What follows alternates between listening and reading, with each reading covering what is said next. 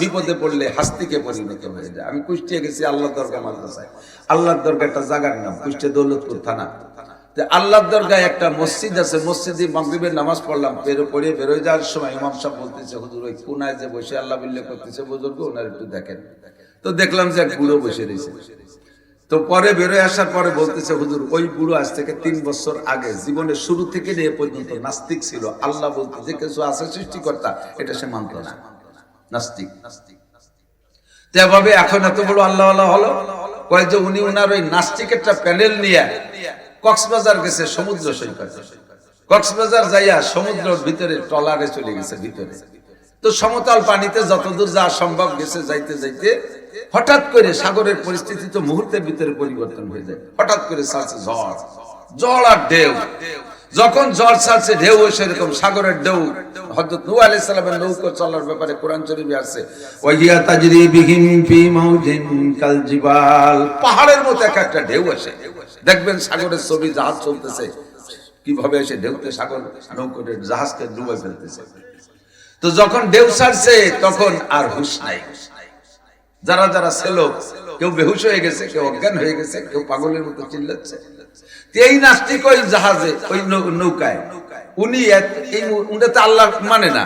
তো ওর ভিতরে হঠাৎ করে এই ঢেউর ভিতরে বলছে, আল্লাহ তুমি বাঁচাও। আল্লাহ পাক রব্বুল আলামিন কুদরতি কায়দায় স্বাভাবিক করে কিনারে নিয়ে আসছে। আসার পরে শিক্ষিত মানুষ তো পরে নিজে গবেষণা করতেছে, যাকে জীবনে কোনোদিন স্বীকার করলাম না, বিশ্বাস করলাম না, মহাবিপদের মধ্যে মনের অজান্তে তার নামটা বেরিয়ে আসছে, অবশ্যই সে একজন সৃষ্টিকর্তা আছে। আর তার নামটাই যখনই বললাম তখনই আমাকে বাঁচাই দিল। তাহলে সৃষ্টিকর্তা একজন পিছনে আছে, ঠিক কিনা? শুক্রবার যখন রামদের বাজারে গেছে একদিন বিকেল বেলা, রামদের বাজারে। তো শুক্র আমাদের মজুমদার গোষ্ঠীর লোক আছে, মকু মজুমদার নামে একজন মুরব্বী, এই দুই চাচা সাইজের, দুই চাচা বারবিটা রামদের হাটের থেকে আসতেছি সরইকান্দি গুগলে, ওই জায়গা আসতে পাকা ডাঙ্গার মধ্যে মেঘে এরকম লেজের মতো হাতি ছুরির মতো নামাই দিয়ে এইভাবে পাকা চেয়ার উড়ছে। হিন্দু বাড়ি, কয়েকটা ঘর হিন্দু আছে, ঘর বাড়ি সব কাগজের মতো আকাশে উড়ে দিয়ে যাচ্ছে। দেখে আমরা দুইজন মানুষ ডাঙ্গা মাঠের মধ্যে, আর কেউ নেই, কোন দিক যাবো, দৌড়ে এক হিন্দু বাড়ি উঠছি। এক হিন্দু বাড়ি যখন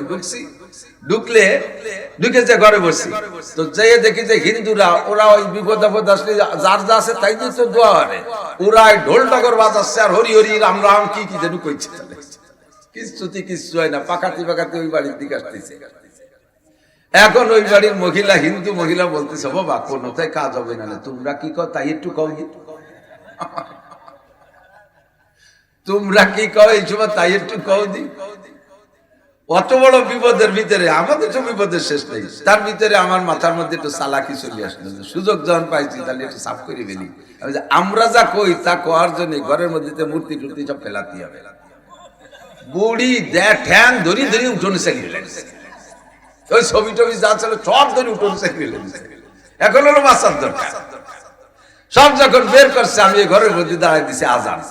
সত্যি এক আজানেই আল্লাহর রহমতে ঘূর্ণিঝড় সরিয়ে অন্য দিক চলে গেছে।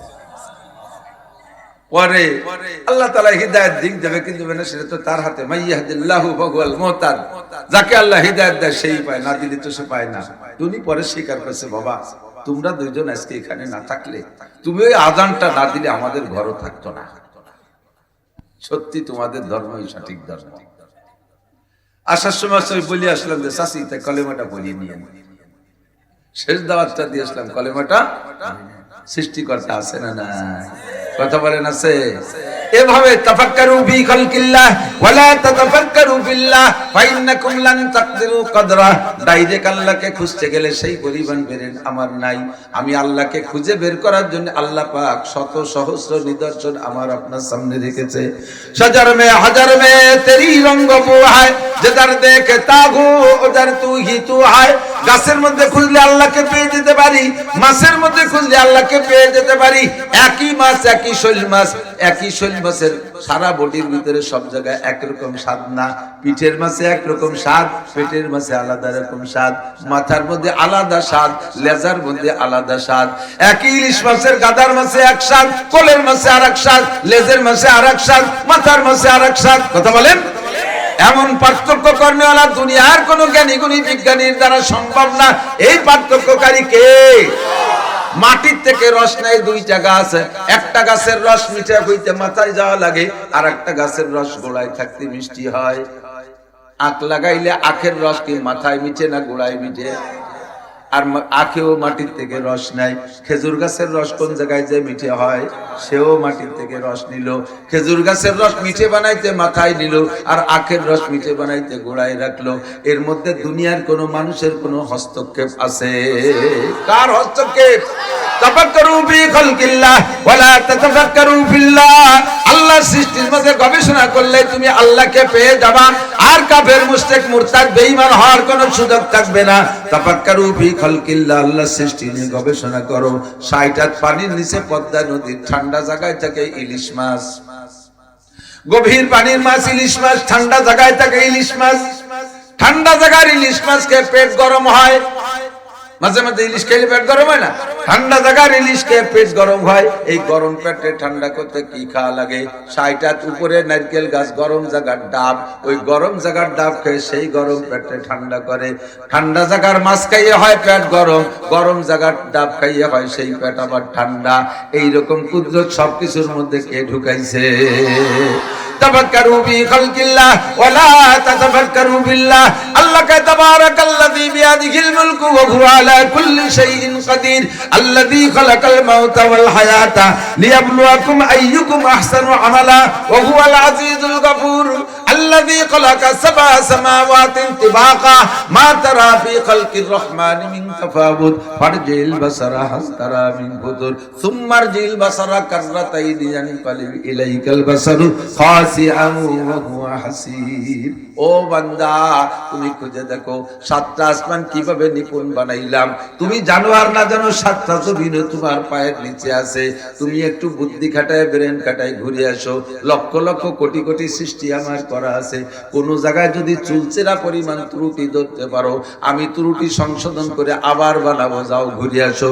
একবার ঘুরে এসে কোথাও ত্রুটি খুঁজে পেলাম না, আল্লাহকে বললাম আল্লাহ পাইলাম না। আল্লাহকে সুমারজিল বাসারা কাররাতাই, যাও আরেকটা মানুষ সুযোগ দিলাম, সারা পৃথিবীর মানুষ নিয়ে ঘোরো, কোথাও আমার সৃষ্টির মধ্যে কোনো ত্রুটি পাও কিনা। আল্লাহকে সুমারজিল বাসারা কাররাতাইন, কোন অবস্থায় পারবা না। আনকালিব ইলাইকাল বাসারু খাসিয়া ওয়া হুয়া হাসির, তোমার দিকে তোমার চক্ষু ফিরে আসবে না রে, কোথাও কোনো ত্রুটি নাই। কথা বলেন ঠিক কি ঠিক না? মানুষের বডি বানাইলেন আল্লাহ, চোখ দুটো যেখানে দেয়া দরকার সেখানে দিয়েছেন। এই চোখ দুটোকে এখানে না দিয়া অন্য জায়গা সেট করলেও দেখার কাজ, আল্লাহ যদি সেভাবে বানাইতেন দেখার কাজ চলতো। কিন্তু চোখ দুটোর উপরে দিলেন, পায়ের কাছে দিলেও তো দিতে পারতেন। চোখ দুটো যদি পার সাথে সেট করা হতো, যে পাউ দিয়েছ চোখ দিয়ে তো নিচেই দেখো, তা পাও ধারে পাত ধারে থাকো, নিচে যে দেখতে পারবে। কিন্তু ওভাবে পায়ের সাথে যদি চোখ সেট করে যেত, চোখ বেশি দিন টেকতো না। আগান বাগানের মধ্যে তো চলাই যেত না। রাস্তাঘাটে খেয়ালকুটোর মধ্যে দিয়ে চলতে গেলে, বিশেষ করে বিজয় পয়সার রাস্তাতে রাস্তা বই যে খালি ফসল নাই দিত, গমের কাটার সোলার কাটার খোঁচায় চোখ কবে মাই খেয়ে যেতাম।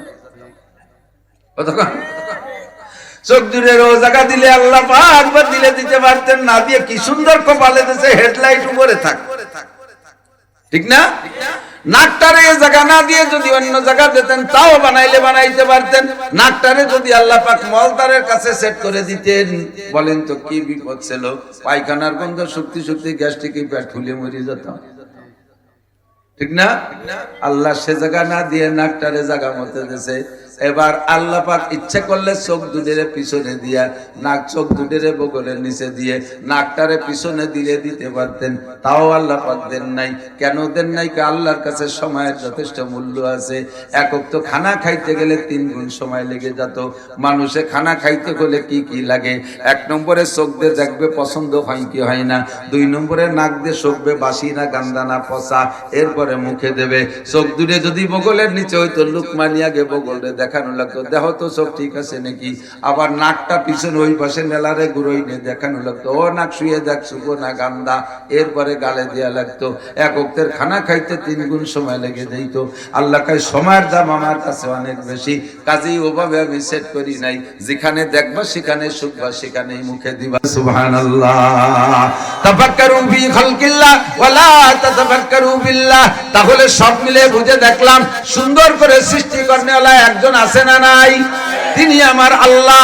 যতবার জিজ্ঞেস করব তিনি কে, আপনি ততবার বলবেন আল্লাহ। আর প্রত্যেকবার আল্লাহ বলার সঙ্গে সঙ্গে আল্লাহ পাক আপনাকে 4000 করে নেকি দান করবে। বলি না সুবহানাল্লাহ। সৃষ্টিকর্তা আমার কে? আল্লাহ।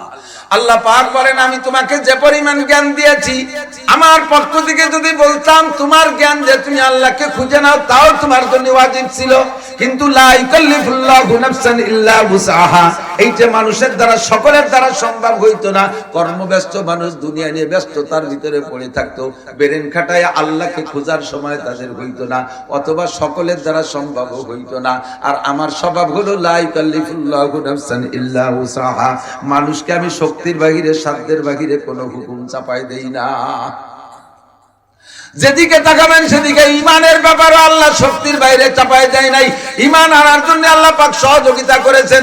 2.5 থেকে 3 লক্ষ নবী রাসূলকে রূহের জগতে বসাইয়া আল্লাহ পাক নবুয়তি প্রশিক্ষণ দিয়া, দাওয়াতের পদ্ধতির প্রশিক্ষণ দিয়া দুনিয়ায় পাঠিয়েছেন। ধীরে ধীরে ধীরে ধীরে তাদরিজান, যে সময় যাকে দরকার, যে নবীর দরকার, যে সময় উম্মত যেমন, সেই সময় উম্মতের জন্য সেই সাইজের নবী পাঠাইছে। ফিরাউনের জামানার ফিরাউন সহ উম্মতের অবস্থা বড় কঠিন, এই জন্য আল্লাহ পাক জাইদের নবী একজন পাঠাইছে, মুসা আলাইহিস সালামকে।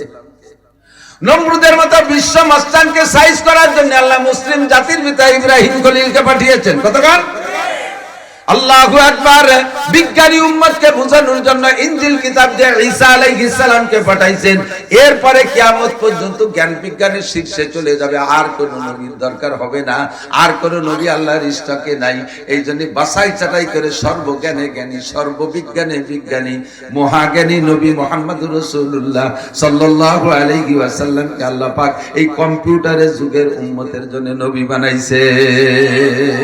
এবার আল্লাহ পাক রব্বুল আলামিন নবীদেরকে বলেন নাই যে তোমরা তোমাদের যোগ্যতা দিয়া, তোমরা তোমাদের ক্যাপাসিটি দিয়ে উম্মতকে দাওয়াত দিবা। নবীদেরকে আল্লাহ তাআলা সংবিধানের গাইডলাইন দিয়ে দিয়েছেন। 104 খানা আসমানি কিতাব আল্লাহ পাক তৈরি করে যুগে যুগে সময় মতো পাঠিয়েছেন। আর শেষকালে অবশেষে এই জ্ঞানী গুণী বিজ্ঞানী বিশ্ব পণ্ডিত উম্মতের জন্য নরমাল কিতাব চলবে না বিদায় আল্লাহ পাক সব কিতাবকে রহিত করে দিয়ে শ্রেষ্ঠ কিতাব কোরআনে কারীম আমাদের জন্য বরাদ্দ করেছেন। বলেন না সুবহানাল্লাহ। আগের কোন কিতাবের সংরক্ষণের দায়িত্ব আল্লাহ পাক নেন নাই। যে কিতাবই পাঠিয়েছেন আল্লাহ জানেন এই কিতাবটা একসময় বিলুপ্ত হয়ে যেতে হবে, এর সংবিধান বাদ হয়ে যাবে, এর টেম্পার একদিন শেষ করে দিতে হবে। কাজেই আল্লাহ পাক কোন কিতাবের সংরক্ষণের দায়িত্ব নেয় নাই। ইনজিল কিতাবও পরিবর্তন করে ফেলাইছে নাসারারা, খ্রিস্টানরা, আল্লাহ পাক সেখানে হস্তক্ষেপ করেন নাই। তাওরাত কিতাবে ইহুদিরা নষ্ট করে ফেলাইছে, আল্লাহ পাক সেখানে হস্তক্ষেপ করেন নাই, বাধা দেন নাই। জাবুর কিতাব নষ্ট করে ফেলাইছে, আল্লাহ পাক দায়িত্ব নেন নাই। কোরআনে কারীম নাযিল করে আল্লাহ পাক বলেন ইন্না নাহনু নাযালনা যিকরা ওয়া ইন্না লাহু লাহাফিজুন। হে আখেরি নবীর উম্মত, তোমাদের জন্য যেই কিতাবটা দিয়েছি নাম তার কোরআনে কারীম, এইটা পাঠাইয়া এর হেফাজতের দায়িত্ব আমি আল্লাহ নিজ হাতে নিয়ে নিলাম। চিরাগে রাখে ইজ্জত বার ফুরুজাত, কাছে কাস্তাব জানাদের শেষ বসুজাদ। ধর্মের বাতি কোরআনের বাতি কেউ নিভাইতে আসলে আরে সে কোনোদিনও কোরআনকে নিভাইতে পারবে না, ও নিজে নিভে যাবে, কোরআনের কোনো বাতি সে নিভাইতে পারবে না। কথা কন আল্লাহু আকবার। লিখিত কোরআন পড়াই দিবি, লিখিত কোরআন জ্বালাই দিবি, লিখিত কোরআন শেষ করে নিয়ে যাবি, আর সিনার মধ্যে কোরআন নিবি কি দিয়া? বর্তমান বিশ্বে 2 কোটির উপরে একেবারে পাক্কা তাজা হাফেজে কোরআন। কথা কান সুবহানাল্লাহ। আল্লাহু আকবার। हर लहजा है मोमिन के नई शान नई यान, गुफ्तार में किरदार में अल्लाह की बुरहान, ये राज किसी को नहीं मालूम के मोमिन কারি নজর আতা है हकीकत में है कुरान। আল্লাহ আল্লাহু আকবার। এই ভেদ কে কইতে বলতে পারবা? এই ভেদ কে বুঝবা? দেখতে একজন মানুষ, দেখতে কারি সাহেব আমার হাবেজ সাহেব হুজুর কাকানের হুজুর, একজন মানুষ আমিও যেমন হুজুরে তেমন, ডাক্তার সাহেব যেমন হুজুরে তেমন, কিন্তু বাহ্যিক ভাবে একটা মানুষ হলে উনি একটা তাজা কোরআন বইসা আছে, ঠিক না? একটা জের জবর পেশ নুকতা পর্যন্ত আজও পরিবর্তন করতে পারে নাই, তবে পরিবর্তনের জন্য চেষ্টায় ত্রুটি একটু কম করে নাই। এই কোরআনকে রদবদল পরিবর্তন করার জন্য আবু জাহেল থেকে শুরু করেছে, আজ পর্যন্ত কেউ পারে নাই। আপনাদের কি বিশ্বাস আগামী বছর তো কেউ পারবে? 5 বছর পর পারবে। যেদিন পারা ভাব দেখবে সেদিন আল্লাহ দুনিয়ায় কোরআন রাখবে না। ওদিন কোরআনের কাগজ জায়গায় থাকবে, আল্লাহ পাক কোরআনকে উঠাই নিয়ে যাবে। পারা ভাব মানে কোরআনের সাথে যখন মানুষের সদাচরণ করবে না। হাদিসে আসছে জিবরিল আলাইহিস সালামকে নবী আলাইহিস সালাম জিজ্ঞেস করেছেন, ভাই জিবরাইল, সব নবীদের সব ফেরেশতাদের ডিউটি তো রানিং আছে, ইসরাফিল আলাইহিস সালাম সিংহায় ফু দিয়ে দুনিয়া ধ্বংস না করে দে, উনি রিটায়ার্ড হবে না। দুনিয়ায় যতদিন প্রাণী জগৎ থাকবে অতদিন পর্যন্ত আজরাইল রিটায়ার্ড হবে না। সব প্রাণীকে ধ্বংস করার পরে আজরাইল রিটার্ন হবে। দুনিয়ায় যতদিন খানেওয়ালা থাকবে, খাদ্যমন্ত্রী মিকাইল আলাইহিস সালাম পানি পরিবেশনের মাধ্যমে খাদ্য তৈরি উৎপাদন করে, মিকাইলের ডিউটিও রানিং থাকবে। ও ভাই জিবরাইল, তোমার ডিউটি তো নবী রাসূল পর্যন্ত। ওয়া আনা খাতামুন নবিয়িন, আমি হলাম শেষ নবী। লা নবিয়্যা বাদি, আমার পরে নবী আসবে না। তাহলে তোমার ডিউটি আদম থেকে শুরু পর্যন্ত, শুরু করে এ পর্যন্ত আমি পর্যন্ত শেষ। তুমি তো রিটায়ার্ড করে যাবা আমি ইন্তেকালের পরে। ও ভাই জিবরাইল, আমার মরার পরে তোমার কাজ থাকবে না, তাহলে তুমি কি আর কোনোদিন দুনিয়ায় আসবা কি আসবা না? তুমি তো রিটায়ার্ড করে চলে যাবা। একটা লোক সেনাবাহিনীতে চাকরি করে রিটায়ার্ড করার পরে আর সে বেরাকে যায় না, বেশি রেশনান্তি অফিসে যায় নাকি বেরাকে? আর সে বেরাকে প্রয়োজন নেই, তারে ডাকে না। তুমি জিবরাইল, তোমার তো ডিউটি শেষ, তুমি তো আর দুনিয়ায় আসবা না। জিবরাইলকে, হুজুর আপনি চলে যাওয়ার পরে আমি 10 বার আসবো। কয়বার? 10 বার আসবো। হুজুর বললেন 10 বার কি কেবরে নবুয়তি দিতে আসবা? সুতাইহা, তুলাইহা, মুসাইলামাতুল কাজ্জাব, আসওয়াদ আনাসি, গোলাম আহমদ কাদিয়ানী, এই সমস্ত ভণ্ড নবীদেরকে নবুয়তি, ভণ্ড যারা নবুয়তি দাবি করেছেন, এদের কাছে কি জিবরাইল আসছে? কথা বলেন আসছে? তাহলে জিবরাইল তুমি কেন আসবা 10 বার? জিবরাইলকে হুজুর 10 বার আসবো 10টা কাজ করার জন্য। কয় কি কাজ করার জন্য? কয় 1 নম্বরে আসবো, সর্বপ্রথম আসবো দুনিয়ার থেকে মানুষের মধ্য থেকে নিয়ামতের স্বাদ তুলে নেওয়ার জন্য। নিয়ামত তার জায়গায় থাকবে, স্বাদ তুলে নিয়ে যাব। ইলিশ মাছ জায়গায় থাকবে, ইলিশ মাছের ঘ্রাণ থাকবে না, আর স্বাদ থাকবে না। কতক্ষণ? শৈল মাছ, টাকি মাছ জায়গায় থাকবে, মাছ তার জায়গায় থাকবে, ভিতরে স্বাদ থাকবে না। কাঁঠাল থাকবে, তার স্বাদ থাকবে না। আম থাকবে, তার স্বাদ থাকবে না। দুধ থাকবে, তার স্বাদ আর ঘ্রাণ থাকবে না। গুড় থাকবে, তার স্বাদ আর ঘ্রাণ থাকবে না। আল্লাহ পাক আমাকে পাঠিয়ে দেবেন, যাও নিয়ামতের মধ্য থেকে স্বাদ আর ঘ্রাণ তুলে নিয়ে আসো। হুজুর বলেন, জিবরাইল তুমি এত বড় ক্ষতি কেন করবা? কয় হুজুর, এটা করব আমি আমার ইচ্ছে মতো না, মালিকের ইচ্ছায় ছাড়া হবে না। সমস্ত নিয়ামত কার দান? আল্লাহ পাক মানুষের জন্য নিয়ামত দিয়েছেন। 1 নম্বর পিওর নিয়ামত সৃষ্টি করে দুনিয়ায় পাঠিয়েছেন। মানুষ যখন এই 1 নম্বর নিয়ামতের সাথে 2 নম্বরই করবে, কথা বলেন, 1 নম্বর নিয়ামতের সাথে যখন 2 নম্বরই করবে, আল্লাহ আমারে বলবে তুমি 3 নম্বরই করে আসো। মানুষের নিজেরা যখন নিয়ামতের সাথে 2 নম্বরই করবে, জিবরাইল তুমি 3 নম্বর কাম করে আসো। 2 নম্বরই কি? আল্লাহ পাঠাইছে 1 নম্বর আম, ওর মধ্যে ফরমালিন দিয়ে 2 নম্বরই করো তোমরা। আল্লাহ পাঠাইছে 1 নম্বর ইলিশ মাছ, ওর মধ্যে মেডিসিন দিয়ে 2 নম্বর করো। আল্লাহ পাঠাইছে 1 নম্বর গুড়, ওর মধ্যে ভেজাল দিয়ে 2 নম্বরই করো। আল্লাহ গাভীর দুধের ভিতরে, স্তনের ভিতরে 1 নম্বর দুধ দেছে, তুমি তার মধ্যে কেজিতে আধা কেজি পানি মিশিয়ে 2 নম্বরই করো। পরে কি করে না, কথা বলেন? বাজারে দুধ খাওয়ার কায়দা নাই।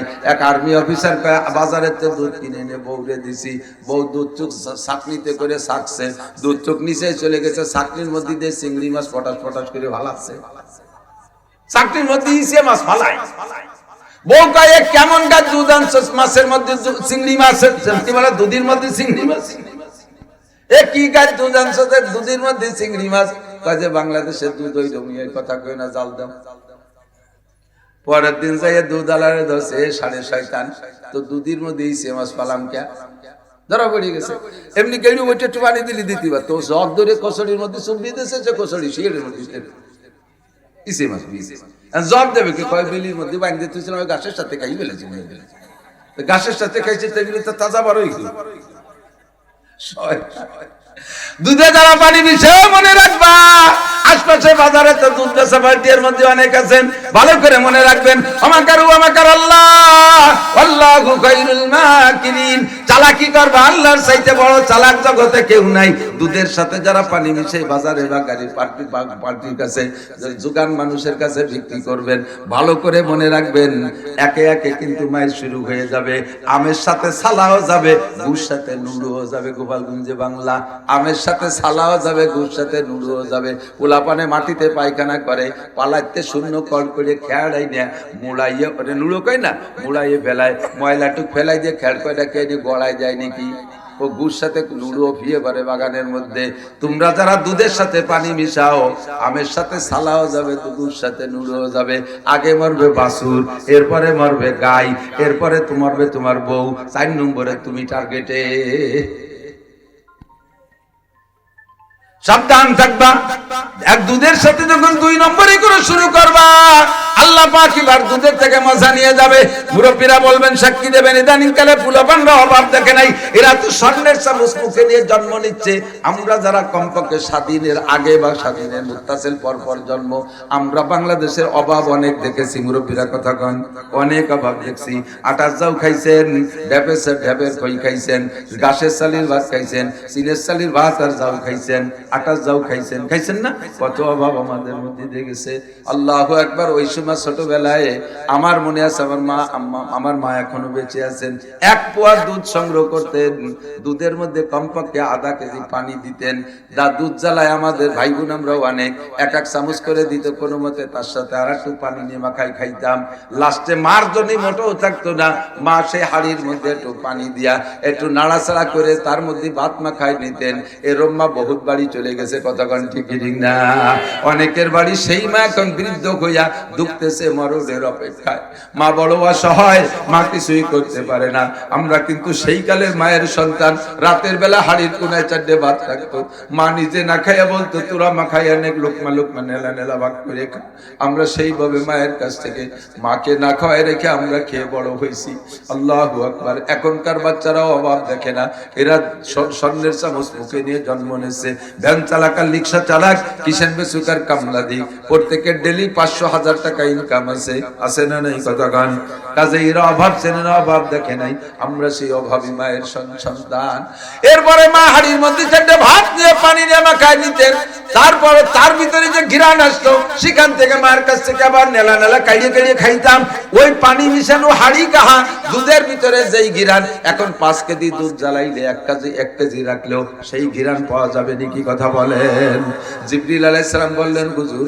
আমি নিয়ামতের স্বাদ তুলে নেওয়ার জন্য আসবো আল্লাহ পাক পাঠাইবেন আমার মনে হয় জিবরাইলের এবার আশা হয়ে গেছে কোন নিয়ামতের স্বাদ আছে কোন নিয়ামত ইলিশ মাছ ভাজা রান্না করলে পাশের 3 বাড়ি ঘিরান হয়ে যেত গরুর গোশত করলে রাস্তা পর্যন্ত ঘিরান হয়ে যাইতো ঠিক না আর এখন ইলিশ মাছ খাই না তেল ওটাই খাই চাইতে টের পাওয়া যায় না আমার মনে আছে আমার চাচাজান মাওলানা আব্দুল ওয়াহাব সাহেব উনি তো সে সময় আমাদের চাইতে অনেক প্রসিদ্ধ ছিলেন ভক্তবৃন্দ অনেক হাদিয়া তোবা দিতেন চাচাজান কমলা লেবু আনতো আমার আব্বা গরিব মানুষ কিনতে পারতেন না আমাদেরকে একটা দিত 4-5 ভাই বোন ভাগ করে খাইতাম আব্বা খুশা খান সোনের চালের সাউন্ড কাঠির মধ্যে গুজিয়ে রাখতো 10-15 দিন 20 দিন পর ওই ডে শুকাইয়া কল করে হয়ে যাইতো ওইটা মটকাইয়া ভাঙলেও মনে হয় যেন আজকেই একটা নতুন কমলা লেবু ছোলা হয়েছে এমন কল করে ঘেরা নষ্ট কতক্ষণ আর এখন কমলা লেবু তাজা তা শুইলে খুশা নাকে টাচে রাতে ধরলিও তো কমলা লেবুর খুশা না তরমুজের খুশা টের পাওয়া যায় না জিব্রাইল কামি নিয়ামতের স্বাদ নিতে আসবে মনে হয় আশা হয়ে গেছে নিয়ামতের স্বাদ সব শেষ আর পাবেন না গুড় কিনতে গেলে গুড় কোয়া লাগে না কত পার্সেন্ট গুড়ের দোকানের সাথে সামনে যে দাঁড়াবেন গুড় কেনার জন্য বলবে ভাই কত পার্সেন্ট নেবেন গুড়ির নামে গেছে পার্সেন্ট এটা 25%, এটা 50%, এটা 75%, মানে গুড় কি পরিমাণ আর চিনি কি পরিমাণ তাতে পার্সেন্ট হয়ে গেছে গুড়ির নামই নাই সবকিছুর ভিতরে 2 নম্বরই করা হয়ে গেছে আল্লাহর পক্ষ থেকে জিবরাইলে পাঠায় 3 নম্বরই করাই ফেলছেন। 2 নম্বরে দ্বিতীয়বার আরেকবার আসবো, আমি মানুষের মধ্য থেকে মহাব্বতের ভালোবাসা নিয়ে যাব। মানুষ থাকবে তার জায়গায়, ভালোবাসা থাকবে না। আরে অরিজিনাল ভালোবাসাকে যখন মূল্যায়ন করবে না, তখন আমি আল্লাহ পাক রব্বুল আলামিন মানুষের ভিতরে থেকে আসল ভালোবাসা তুলে নিয়ে যাব। ওরা 2 নম্বর ভালোবাসাকে প্রাধান্য দেবে, ভাই বোনকে ভালোবাসবে না, সন্তানে আব্বা মাকে ভালোবাসবে না, ভালোবাসা নিয়ে ঢালতে থাকবে অন্য জায়গায়। শ্বশুর শাশুড়ির নামে অ্যাকাউন্ট খুলে বস্তা করে টাকা সেখানে ঢালবে, আব্বা মার অ্যাকাউন্ট আব্বা মার নামে অ্যাকাউন্ট হবে না, ও জায়গায় টাকা রাখবে না। ভাই বোনের সাথে মহব্বত আর ভালোবাসা রাখবে না, বিচ্ছিন্ন হয়ে যাওয়ার চেষ্টা করবে। এবার ভালোবাসারে প্রতিষ্ঠিত করার জন্য এবার 14ই ফেব্রুয়ারি তারিখটা ঠিক করে নেবে। সারা পৃথিবীর ভালোবাসা একদিন 14ই ফেব্রুয়ারি যাই দিতে হবে। এই 2 নম্বরই ভালোবাসার ভিতর যে হাজার হাজার ব্যভিচার আর গুনাহ হয়, লক্ষ লক্ষ জারজ সন্তান পয়দা হয় 14ই ফেব্রুয়ারি। মনে আছে? 14ই ফেব্রুয়ারি নাম রাখছে তার কি? ভালোবাসা দিবস, ভ্যালেন্টাইন ডে। ভ্যালেন্টাইন ডে এর ভিতরে যত অন্যায় অবিচার হয়, যত গুনাহ হয়, সারা পৃথিবী জরিপ করলে খুঁজলে পাওয়া যাবে। আল্লাহই ভালো জানে, লক্ষ লক্ষ জারজ সন্তান হারামজাদা পয়দা হচ্ছে। আসল ভালোবাসাকে মূল্যায়ন করো নাই, নকল ভালোবাসা তোমাদের ভিতরে প্রতিষ্ঠিত করার চেষ্টা করছো। আল্লাহ পাক ভালোবাসা তুলে নিয়ে গেছে। আগে বাড়ি একটু ঝোল রান্না করলে পাশের বাড়ি এলা রান্না করলো কি করলো না, ছোট্ট পেয়ালাই করে একটু একটু দিয়া দিয়েছিল, কথা কোন ছিল কি ছিল না। এখন পাশের বাড়ি গরু রান্না করে খায়, তার পাশের বাড়ি এলার কিছুই জানে না, সব ধ্বংস হয়ে গেছে। 3 নম্বরে জিবরাইলকে আমি আনবো ইনসাফ তুলে দেওয়ার জন্য। মানুষে যখন নিজেরাই ইনসাফ পছন্দ করবে না, নিজেরাই বেইনসাফি যারা পছন্দ করবে, গুরুত্ব দেবে, মূল্যায়ন করবে, অপরাধী তার অপরাধকে ঢাকার জন্য ঘুষ দিয়া, অপরাধী অপরাধকে লুকানোর জন্য ঘুষ দিয়ে সে জায়গা বিচারকের কাছে ঘুষ দিয়ে নিজেকে বাঁচানোর চেষ্টা করবে। এইটাই হবে মানুষের স্বভাব। অথচ সাহাবায়ে কেরামের স্বভাব ছিল, এক সাহাবা হুজুরের কাছে যে বলছে, হুজুর জানাই তুই ইয়া রাসূলুল্লাহ, হুজুর আমি তো একটা অন্যায় করে ফেলছি। কি বলে, কি অন্যায় করছে? হুজুর আমি ব্যভিচার করে ফেলছি। হুজুর মুখ ফিরে এনেছেন, হুজুর মনে করছেন, হুজুর বলতে চাচ্ছেন যে তুমি যে কথা বলছো এর পক্ষে যদি সাক্ষী না থাকে, তুমি একা একা বলছো, হয়তো পাগলামি করে বলতেছো নাকি। হুজুর মুখটা ফিরে নিয়ে গেছে আর একদিক। ও বলছে যে বলে জানাই তুই ইয়া রাসূলুল্লাহ, হুজুর আমি জিনা করেছি, বিচার করে পবিত্র করে দেন। হুজুর আবার আর একদিক মুখ নেছেন। ও বলছে যে হুজুর বলে আমি জিনা করেছি, আমার বিচার করেন। এরপরে হুজুর আর একদিক মুখ ফিরেছেন, পিঠ ফিরে দিয়ে বসছেন, সেদিকে মুখ নিয়ে যে বলে হুজুর আমি জিনা করছি, বিচার করেন। হুজুর বলেন আমি ভাবছিলাম একবার মুখ ফিরাইলে তুমি চলে যাবা, বিচারটা তোমারটা আল্লাহ করুক, তোমার মাঝে আর আল্লাহর মাঝে যে ঝামেলা হয়েছে আল্লাহ পাক সমাধান করবে, দুনিয়ায় তোমারে বিচার করবো না, যেহেতু তোমার ওই ঘটনার পক্ষে মানুষের মধ্যে থেকে কোনো 4 জন সাক্ষী নাই। এবার নিজে তখন ঘুরে ঘুরে চারদিক ঘুরে ঘুরে বললে যে আমি জিনা করেছি। একজন মানুষ জিনা করার পক্ষে যদি 4 জন পুরুষের সাক্ষী দেয়, তাহলে তাকে বিচার করতে হবে। এবার চারদিক ঘুরে ঘুরে তুমি নিজের সাক্ষী নিজে কইছো, বিদায় তোমারে বিচার করা লাগবে। নইলে আমি চাইছিলাম না যে তুমি একবার বলার পরে বিচার করব, তুমি চলে যাইতে। সাহাবায়ে কেরামের স্বভাব, নিজে অন্যায় করে ফেলেছেন, নিজেকে নিজে অপরাধী সাব্যস্ত করে বিচারকের মাধ্যমে বিচার কইরা দুনিয়াটাকে ঠিক করবেন, সমাধান করে নেবেন। নিজের এহকাল পরকাল ধ্বংস করবেন না, পরকালে যাতে ধরা খাইতে না হয়। আর উম্মতের অবস্থা এমন হবে, তারা নিজের অপরাধ কইরা বুঝতেছে আমি জেনুইন অপরাধী, বিচারকরে ঘুষ দিয়ে সেই অপরাধের থেকে বাঁচার চেষ্টা করবে। আর তখন বিচারকরা দেখবে যে ঘুষ যেহেতু পাইতেছি, আমি খেয়ে নেই, তার কপালে যা হয় হোক, আমার কপালে যা হয় হবে। মানুষের ভিতরে ভয় থাকবে না। আল্লাহ রাসূল বলেন, জিবরিল বলেন, সেই সময় আমি ইনসাফ ভিতরে থেকে তুলে নিয়ে যাব। নিরপরাধীকে ফাঁসি দেবে আর অপরাধীকে বেকসুর পয়সা খাইয়ে ছাইড়ে দেবে।